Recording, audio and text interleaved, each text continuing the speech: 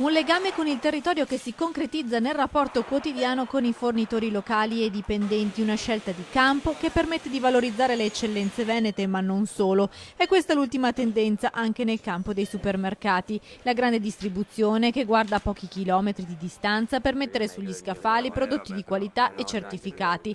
Succede anche qui al Prix di Selvazzano. L'ultima novità, per esempio, riguarda il comparto pane. È stato inaugurato il nuovo reparto pane. È stato ampliato, abbiamo ben 36 referenze di pane che vengono sfornate tutto il giorno, con delle particolarità tipo focaccia alle olive, delle pizzette ai vari gusti. Lo stesso approccio lo si ha anche con uno dei reparti più importanti, il biglietto da visita di un supermercato, quello della frutta e verdura. Andando direttamente dai produttori, ci facciamo consegnare direttamente il prodotto, per cui la freschezza è garantita.